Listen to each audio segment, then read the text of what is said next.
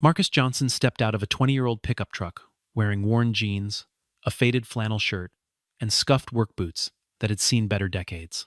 Every employee who glanced his way made the same silent calculation, the same tired assumption written across their faces before he even opened his mouth.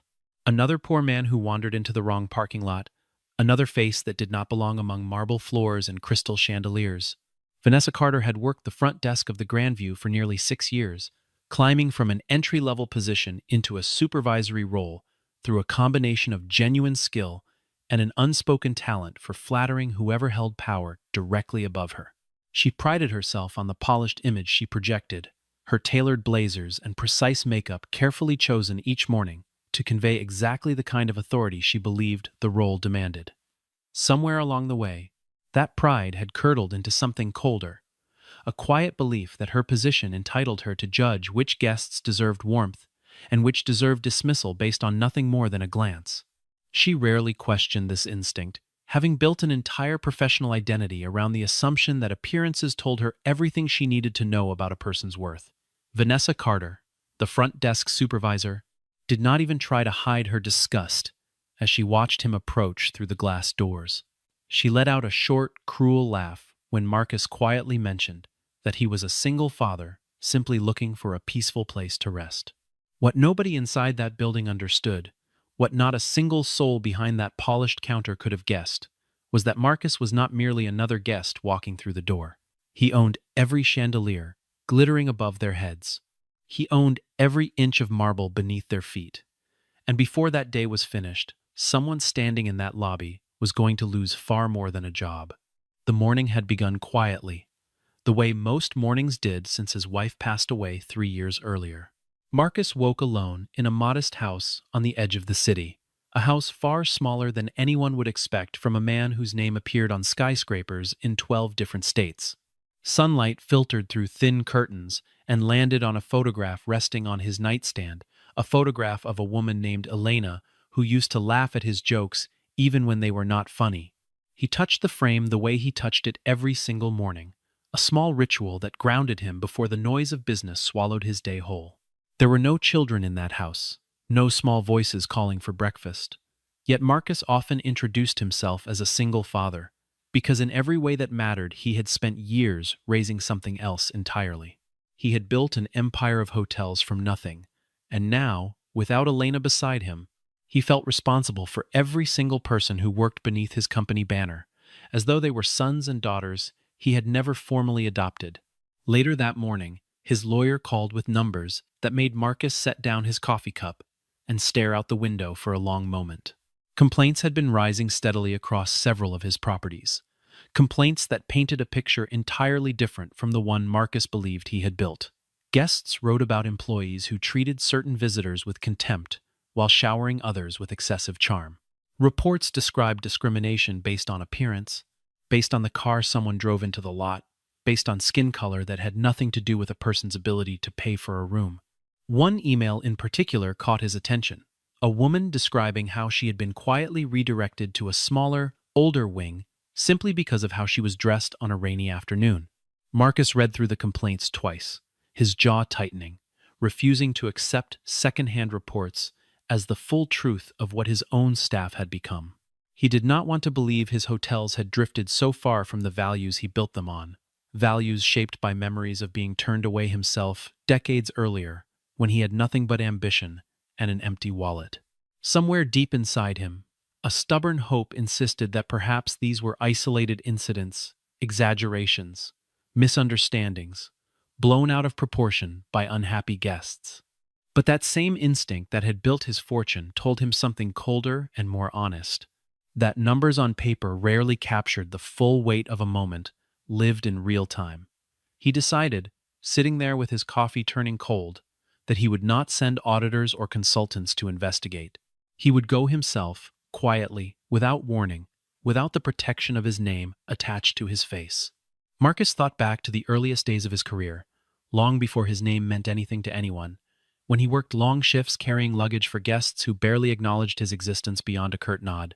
He remembered standing outside hotels, much like his own, hoping for nothing more than a warm bed and a moment of dignity, only to be turned away because his clothes were worn or his skin color made someone uncomfortable. Those memories had shaped every decision he made while building his company, every rule he wrote into employee handbooks about treating guests with unconditional respect, regardless of appearance. It troubled him deeply to imagine that the very values he fought to instill might have quietly eroded over the years, replaced by assumptions and prejudice, hiding behind polished uniforms and rehearsed smiles.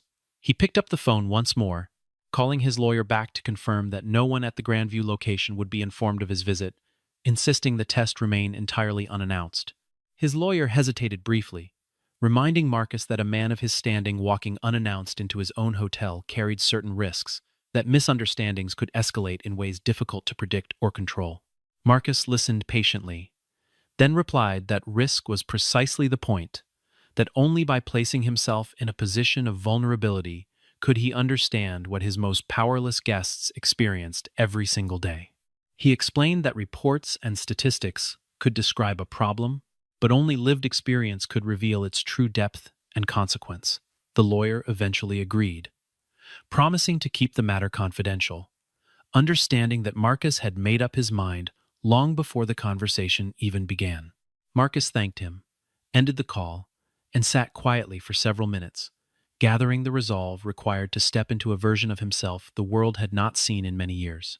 By early afternoon, Marcus stood in front of his closet, running his fingers over the same worn jeans and faded flannel shirt he had not worn since the early years of his career, back when he was hauling supplies for other people's dreams, instead of building his own. He pulled the clothes from their hanger slowly, almost reverently, the fabric carrying a strange nostalgia for a version of himself the world had long forgotten. He laced up a pair of scuffed work boots, grabbed an old leather wallet, and packed a single worn suitcase with clothes that matched the disguise completely. Standing in front of the mirror, he studied a reflection that looked nothing like the man on magazine covers, nothing like the executive whose name appeared on 100-story buildings. A quiet smile crossed his lips as he whispered to himself the only sentence that mattered for what came next. Nobody will recognize me today. The drive toward his flagship hotel took nearly an hour, the old pickup truck rattling along familiar roads Marcus had traveled 1,000 times in the back of chauffeured cars, roads that looked entirely different from behind a cracked windshield and a steering wheel worn smooth by decades of other hands. He passed billboards advertising his own company, without a flicker of recognition crossing the faces of drivers beside him at red lights. There was something oddly freeing about being invisible, about existing in a world that no longer bent itself around his presence the moment he appeared. He thought about Elena during the drive, wondering what she would say if she could see him now, sneaking into his own empire, disguised as a stranger. She would probably laugh, he decided, then tell him exactly why this mattered more than any board meeting he had ever attended in his life.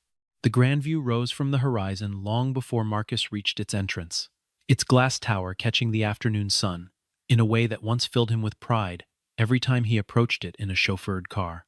Today, seeing it from behind the wheel of a rattling old truck, the building looked almost unfamiliar, its polished grandeur somehow more distant and unwelcoming than he remembered from his usual vantage point. He slowed as he approached the circular driveway reserved for arriving guests, watching sleek sedans and gleaming sport utility vehicles pull forward one after another, each greeted immediately by attentive valets eager to open doors and collect keys. Marcus eased his truck into the same lane, uncertain whether old habits from decades earlier would resurface the moment someone looked closely enough to recognize him despite his disguise. Nobody did. When Marcus finally pulled into the massive parking lot of the Grandview Hotel, a security guard near the entrance gave the old truck a long, unimpressed glance before waving him toward a section reserved for deliveries and staff vehicles. Marcus did not argue, did not mention who he was, simply nodded and steered the truck toward the distant corner, exactly as instructed. He parked beneath a flickering light pole far from the elegant entrance where luxury cars idled beside uniformed valets. Stepping out, he retrieved his single worn suitcase, the wheels squeaking softly against the pavement as he began the long walk toward glass doors that reflected a version of himself he barely recognized anymore. The walk felt longer than it should have, each step carrying him past valets who barely glanced in his direction, past guests stepping out of vehicles worth more than most annual salaries. Marcus kept his expression calm, his shoulders relaxed, refusing to let the subtle dismissals rattle the composure he had spent years mastering in boardrooms, far more hostile than this. As he approached the entrance, a young man in a crisp uniform rushed forward with genuine warmth in his eyes, pulling open the heavy glass door before Marcus even reached for the handle. The young man smiled easily, greeting him with the kind of respect that seemed to have nothing to do with appearances at all. Marcus noticed the small brass name tag pinned to his chest, and quietly, deliberately, committed the name Daniel to memory. Just past the entrance, near a marble pillar, polished to a blinding shine, Vanessa Carter stood behind the reception counter, scrolling through something on her phone. She glanced up briefly as Marcus entered, her eyes sweeping over his worn boots, his faded shirt, the single battered suitcase trailing behind him. In that single glance, something shifted behind her expression, a flicker of judgment settling into place before Marcus had spoken a single word.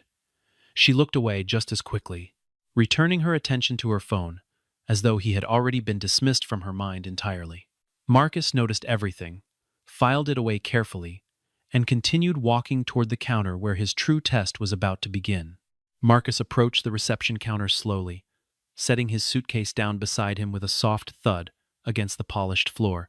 Vanessa did not look up immediately, her thumb still moving across her phone screen, as though the man standing directly in front of her simply did not exist. Several long seconds passed in silence, the kind of silence that stretched uncomfortably, even for someone as patient as Marcus had trained himself to be over the years. He waited without complaint, watching quietly as she finished whatever conversation seemed far more important than the guest waiting before her. Eventually, without lifting her eyes fully, she spoke in a flat, unbothered tone that carried no warmth whatsoever. "What do you need?" Marcus answered simply, his voice calm and steady, despite the deliberate rudeness aimed directly at him. "I would like a room," he said, offering nothing more, nothing less, exactly the way any ordinary traveler might speak to any ordinary receptionist. Vanessa finally lifted her gaze, studying him from head to toe, with an expression that barely concealed her contempt. "We are almost full," she replied instantly, the lie sliding effortlessly off her tongue as though she had used it 100 times before on people she deemed unworthy of her time. Marcus glanced past her shoulder toward the illuminated sign hanging behind the counter, the word vacancy glowing brightly in soft blue letters for anyone willing to look. He said nothing about the sign at first, choosing instead to watch how far Vanessa would take her performance. "Those rooms are not for everyone," she added coldly, her tone suggesting an authority she had clearly appointed to herself without permission from anyone above her. Marcus remained composed, his hands resting quietly on the counter, as he requested, in a tone free of anger, one of the finest suites the hotel offered. Vanessa laughed then, a short, dismissive sound that carried easily across the lobby toward two other employees standing nearby. Those employees exchanged a glance and laughed as well. Following her lead the way, junior staff often mirror whoever holds power directly above them. Vanessa leaned forward slightly, resting her elbows on the counter, as though settling in to enjoy herself. "If you are serious about a suite," she said, "you will need to place a deposit first," and she named a figure so absurdly high that any ordinary traveler would have turned around immediately in defeat. Marcus studied her expression for a long moment, searching for any hint of hesitation, any flicker of doubt about whether she was treating him fairly. There was none. Without raising his voice, without revealing a single trace of his true identity, Marcus simply nodded and reached calmly into his worn wallet. Marcus withdrew a plain, unassuming card and placed it gently on the counter, watching as Vanessa picked it up with visible suspicion rather than professional courtesy. She turned the card over twice, examining it as though searching for evidence of fraud, rather than simply processing a transaction like any other. Vanessa asked for additional identification, then a second form, then a third, stacking demand upon demand in a manner reserved exclusively for guests she had already judged unworthy. Nearby, a small crowd of guests began pausing, near the lobby seating area, drawn by the tension radiating from the front desk, like heat from a stove. A few of them lifted their phones, recording quietly, sensing that something uncomfortable was unfolding in front of them.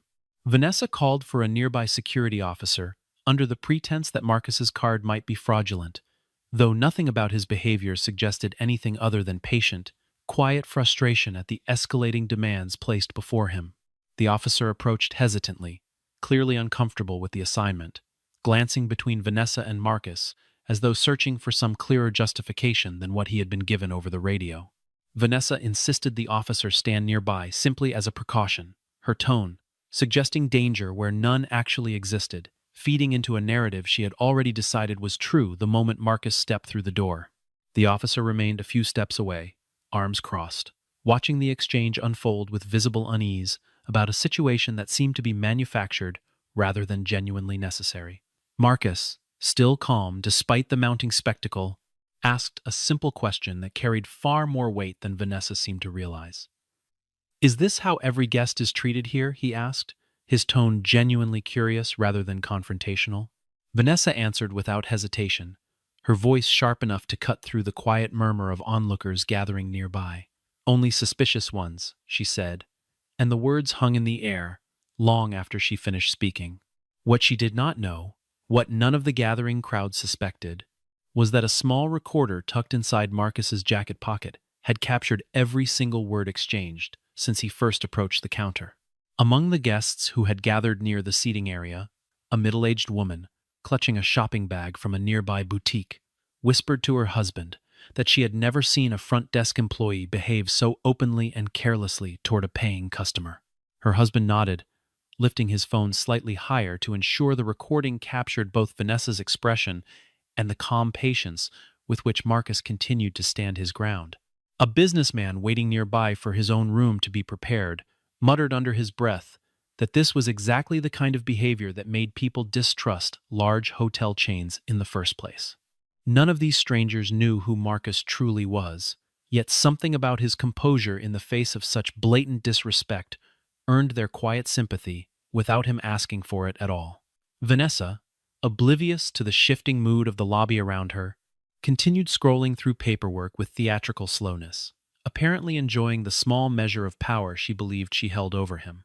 Rather than storming away or demanding a manager immediately, Marcus made a quiet decision that surprised even himself.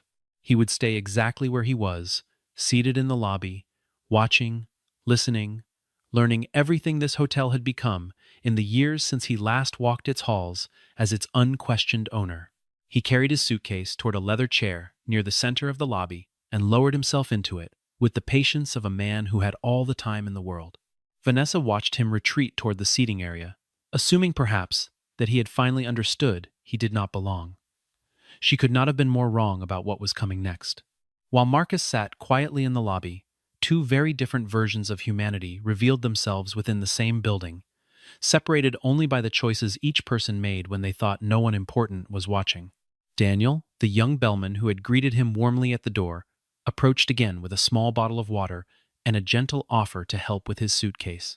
His kindness felt genuine, untouched by the cold performance unfolding just steps away at the reception counter. Marcus accepted the water with a quiet nod, studying the young man's face for any hint of pretense, finding none whatsoever. There was something rare about Daniel's warmth, something that seemed to exist independently of who Marcus appeared to be on the surface. Daniel lingered a moment longer than his duties required, asking Marcus in a gentle tone whether the wait had been particularly difficult, whether there was anything at all he could do to make the afternoon easier despite the circumstances. Marcus studied the young man's face carefully, searching for the practiced hollowness so common among employees, performing kindness only for tips or supervision, and found instead something that felt entirely unrehearsed. Daniel spoke about growing up watching his own mother work double shifts at a diner, remembering how much a single kind word from a stranger could change the entire tone of a difficult day for someone struggling quietly beneath the surface. He mentioned this without any expectation of reward, simply as an explanation for why he treated every guest, regardless of appearance, exactly the way he hoped someone might have treated his mother during her hardest years. Marcus thanked him warmly, feeling something in his chest loosen slightly, a small confirmation that decency still existed somewhere within the walls he had built. Not long afterward, a housekeeper named Linda paused near the seating area, noticing Marcus sitting alone with his worn suitcase beside him. She asked softly whether he needed anything, whether the wait had been difficult, her voice carrying none of the judgment that had colored every interaction at the front desk. Marcus thanked her, and something in her sincerity reminded him briefly of the early years building his company, when kindness from strangers had meant the difference between giving up and pressing forward. Vanessa, watching this exchange from across the lobby, called out sharply enough for several guests to hear her clearly. "Stop wasting time on people who cannot afford this place," she said, her voice carrying no shame whatsoever about the words leaving her mouth. Marcus absorbed the comment without reacting outwardly, though something inside him hardened at the casual cruelty of it. He began asking quiet questions to the employees passing near him, questions that seemed simple on the surface, yet carried far deeper implications beneath them.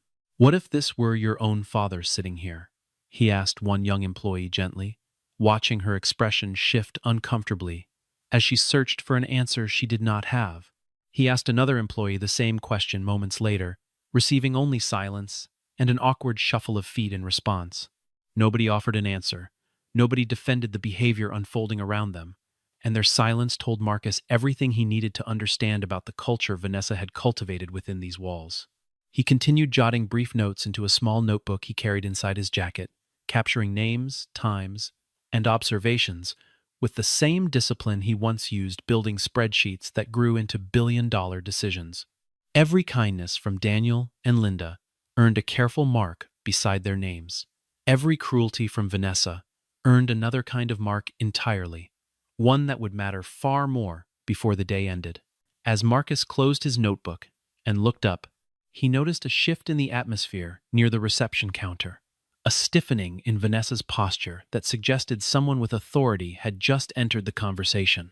Robert, the hotel's general manager, was walking briskly toward the front desk, with visible irritation already etched across his face. Robert had spent the better part of his afternoon dealing with a plumbing issue on the 14th floor, and the last thing he wanted upon returning to the lobby was a disturbance requiring his personal attention. He had built his career at the Grandview over nearly a decade, climbing steadily through the ranks by keeping his section running smoothly and avoiding the kind of drama that drew unwanted attention from corporate offices far above him. When Vanessa intercepted him near the elevator bank, her voice tight with urgency, he assumed immediately that whatever crisis awaited him at the front desk would be resolved quickly with minimal effort on his part.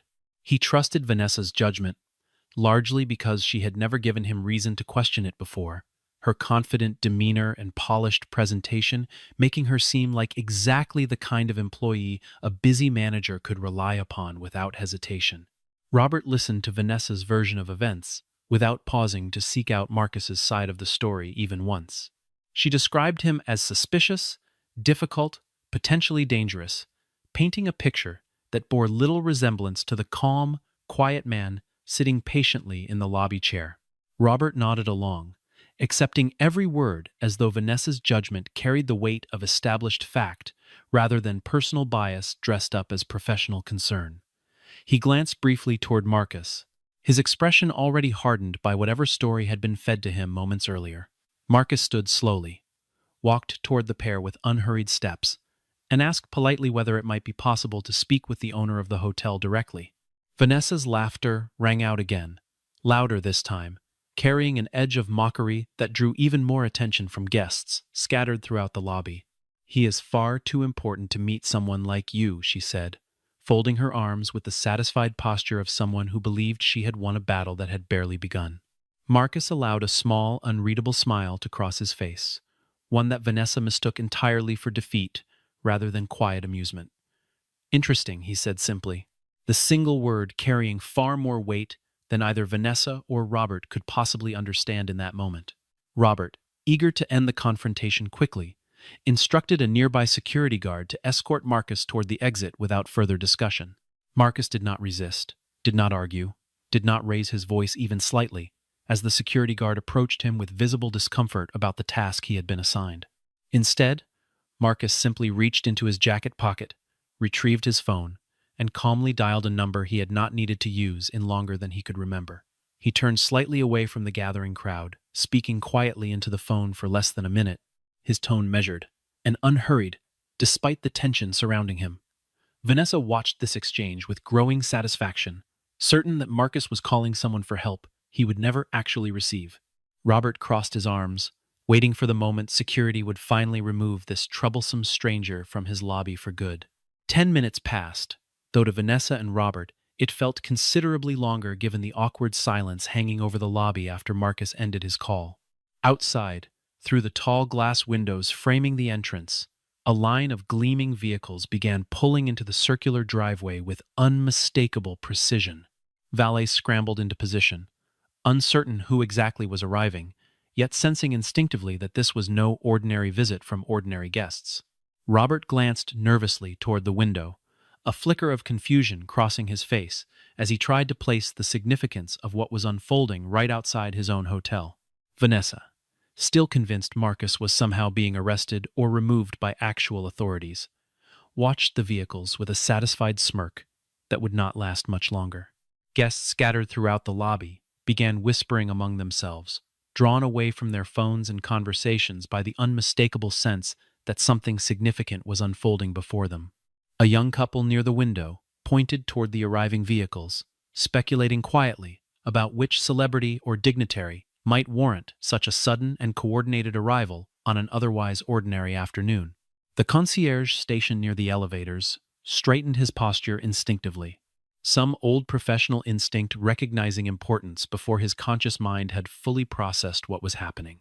Even the soft classical music, normally piped through unseen speakers, seemed to fade into the background as every eye in the lobby turned toward the entrance, waiting to see who would walk through those glass doors next.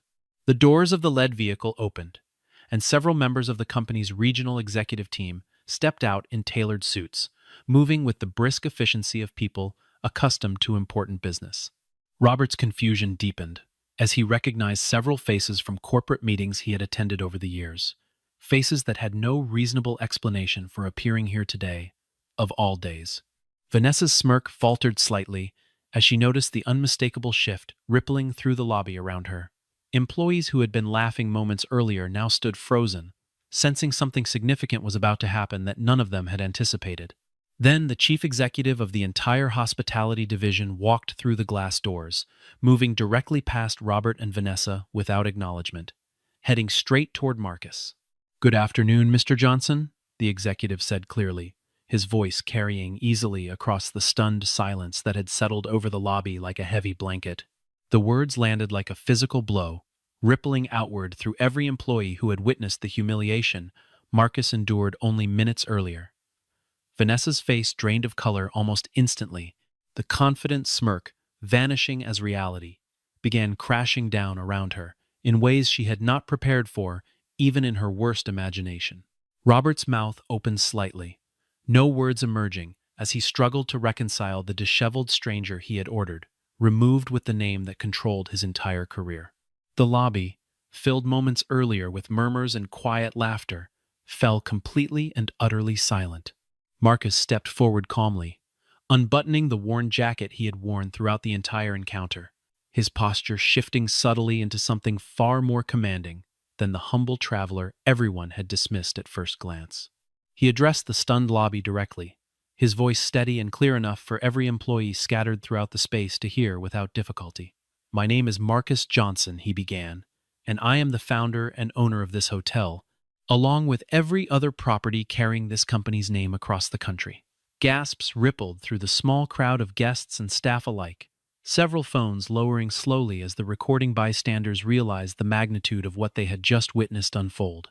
Vanessa took an involuntary step backward, her hand pressing against the counter as though she needed something solid to keep herself upright.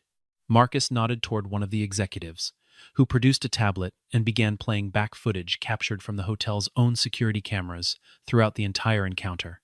The recording showed every moment with unforgiving clarity: Vanessa's dismissive laughter, her prolonged phone scrolling while Marcus waited patiently, her sharp comment about wasting time on people who could not afford the hotel. Alongside the security footage, Marcus produced his own recorder, allowing the audio to play clearly enough for everyone present to hear the exact words Vanessa had spoken earlier. Only suspicious ones. Her recorded voice echoed through the lobby, the words sounding even crueler now that everyone understood exactly who she had been speaking about.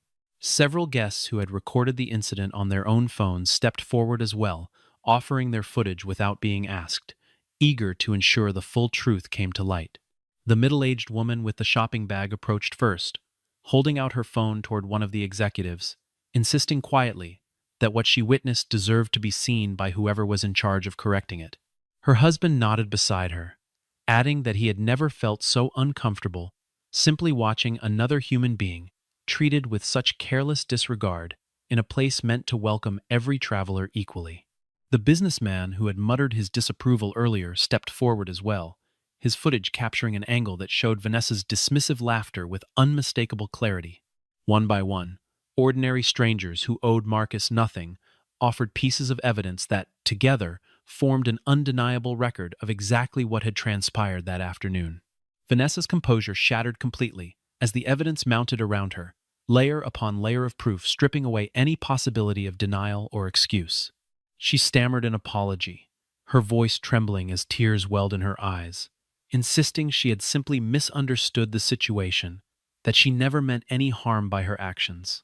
She turned toward Robert, seeking some form of support or defense, only to find him staring at the floor, unwilling to meet her eyes or offer any word in her favor. Marcus watched her unravel without a trace of satisfaction on his face, his expression remaining calm even as her desperation grew more visible with each passing second. Finally, when her apologies had exhausted themselves into silence, Marcus spoke the words that would echo through that lobby long after the day ended. "You were not sorry when you believed I was powerless."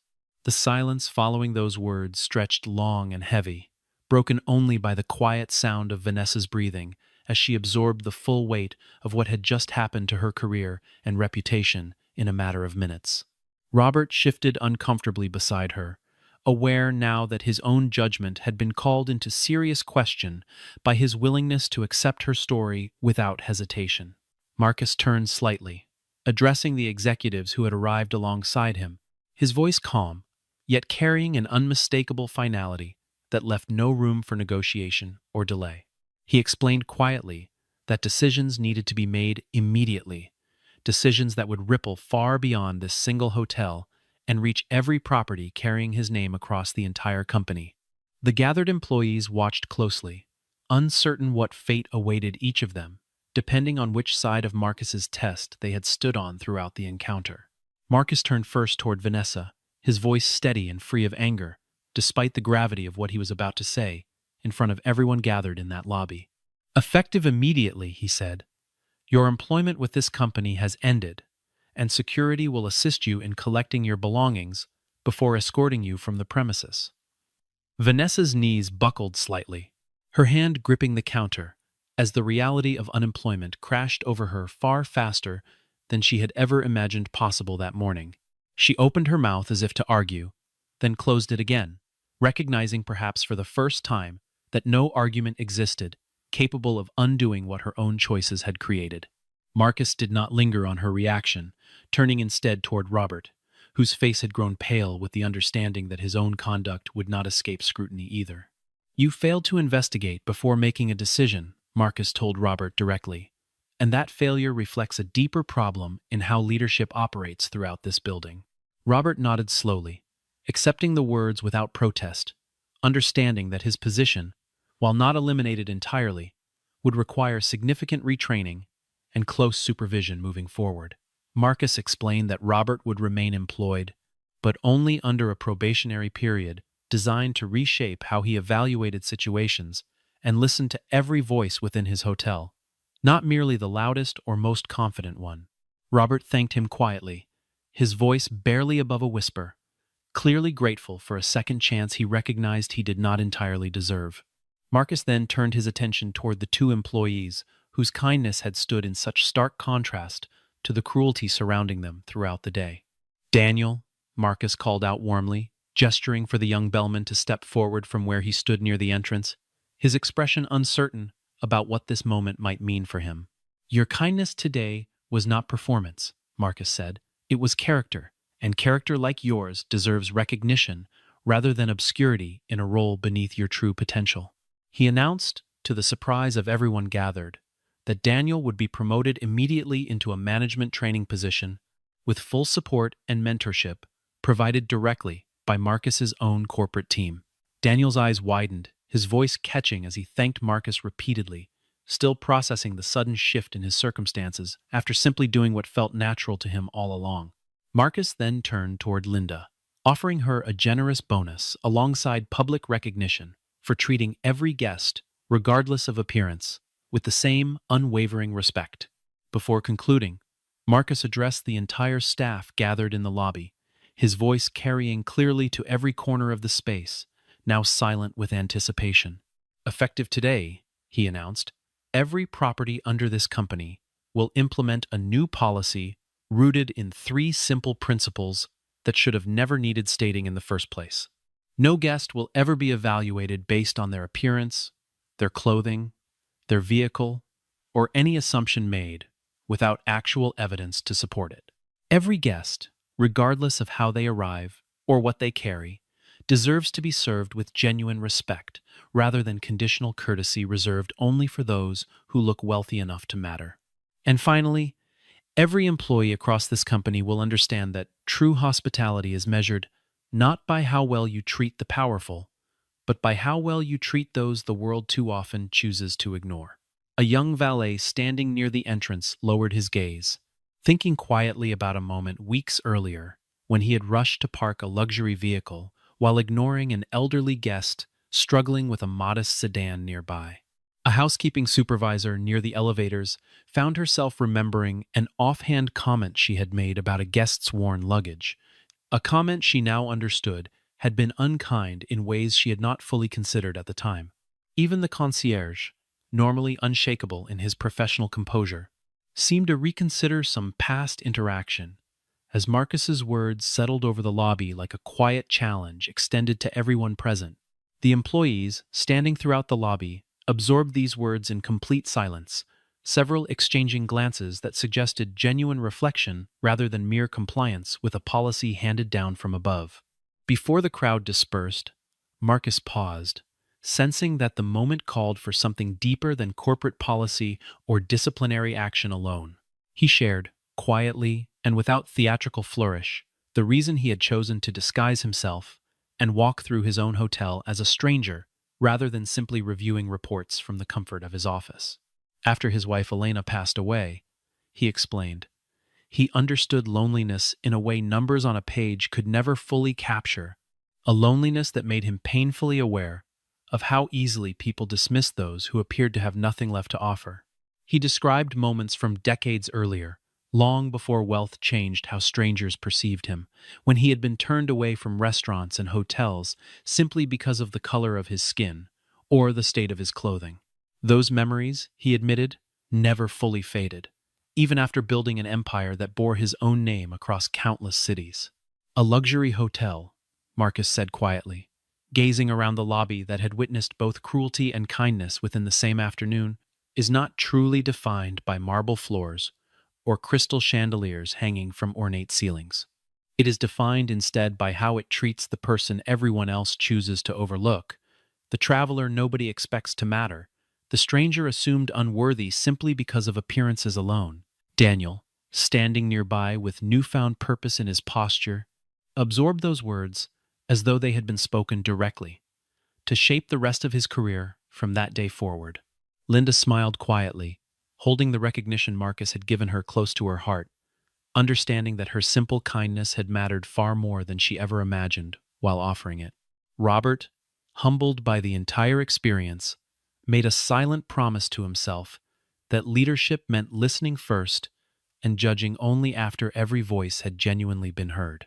As the afternoon light shifted through the tall windows of the lobby, Marcus gathered his old suitcase once more, thanking the executives who had arrived so swiftly at his call, instructing them to ensure the new policies were implemented not just here, but across every property bearing his name. He walked past the reception counter one final time, glancing briefly at the space where Vanessa had once stood so confidently, now empty and quiet, in the aftermath of everything that unfolded. Daniel offered to carry his suitcase toward the exit, and Marcus allowed it, smiling at the small gesture that had started this entire test so many hours earlier that morning. Outside, the same 20-year-old pickup truck waited exactly where he had parked it, unchanged and unremarkable, despite everything that had transpired inside those glass doors. Marcus climbed behind the wheel, started the engine, and drove away exactly as he arrived, dressed simply, seen by strangers as nothing extraordinary at all.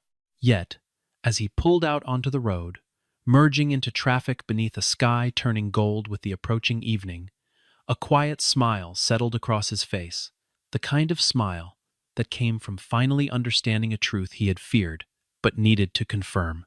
His hotels would be different now, not because of a policy printed on paper and forgotten within a year, but because every employee who witnessed that afternoon would carry the memory with them far longer than any handbook ever could.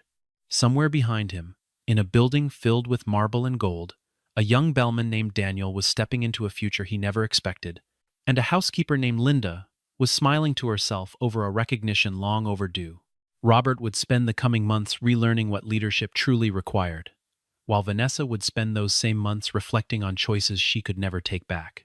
Marcus drove on through the fading light, thinking of Elena, thinking of the countless strangers who had once looked past him the same way Vanessa had looked past him that morning, and understanding, finally, that some tests were never really about proving wealth at all, but about proving character in the moments when no one believed it was being watched. In the weeks that followed, word of what happened at the Grandview spread quietly through every property under Marcus's ownership, carried not through official memos alone, but through the kind of conversation that travels naturally between people who work long hours side by side.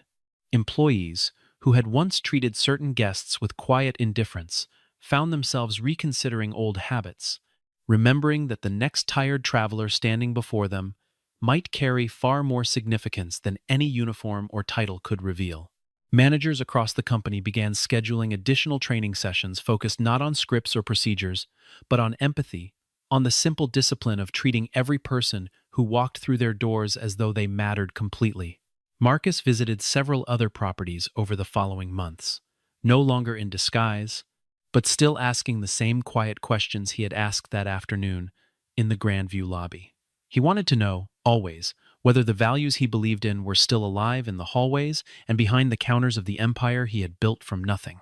Daniel thrived in his new position, quickly becoming known among his colleagues as someone who led not through authority, but through the same quiet warmth that had first caught Marcus's attention. He often told newer employees about the day a tired stranger walked through the doors wearing worn boots, reminding them gently that kindness cost nothing yet could change the entire course of someone's life without warning. Linda continued her work with the same humility she always carried, though her colleagues now understood the depth of character behind her quiet consistency, and many began following her example without needing to be told. Robert, humbled by his own failure that day, slowly rebuilt his reputation by learning to listen before judging, by walking the floors of his hotel personally, rather than relying solely on reports handed to him secondhand. Vanessa, meanwhile, faded from the story entirely, her name mentioned only occasionally, as a quiet lesson about the cost of mistaking cruelty for authority. On quiet evenings, Marcus sometimes found himself replaying the events of that single afternoon, not with anger toward Vanessa or even satisfaction at how thoroughly the truth had come to light, but with a lingering sadness that such a test had been necessary at all. He wished, in some private corner of his mind, that kindness could simply be assumed rather than something requiring verification through disguise and hidden recordings. Yet he also understood that wishing rarely changed anything on its own, that real change required exactly the kind of uncomfortable confrontation he had orchestrated that day, however painful it proved for those caught unprepared. He thought often of the strangers in that lobby who had stepped forward with their own recordings, ordinary people who owed him nothing, yet chose honesty over convenience when it mattered most. Their willingness to speak up reminded him that decency, though sometimes buried beneath indifference or fear, still lived quietly in most people, waiting only for a moment, brave enough to call it forward. Marcus continued living simply, still preferring his old pickup truck over any of the luxury vehicles sitting unused in his garage, still visiting Elena's photograph each morning before the demands of his empire pulled him back into motion. He never forgot the lesson that single afternoon reinforced so powerfully, a lesson he had technically always known yet needed to feel firsthand once again. True hospitality, true character, revealed itself most clearly, not in grand gestures performed for those who could reward you, but in small moments of decency, extended toward those who could offer nothing at all in return. Somewhere within every hotel bearing his name, a new standard had quietly taken root, planted not through corporate mandate alone, but through the memory of a tired traveler who had simply asked to be treated with the same respect owed to anyone else. And though few employees across his company ever learned the full details of that single afternoon, its influence lingered long after the marble floors were polished and the chandeliers dimmed for the night, a quiet reminder that dignity, once given freely, always finds its way back tenfold to those who offer it without condition.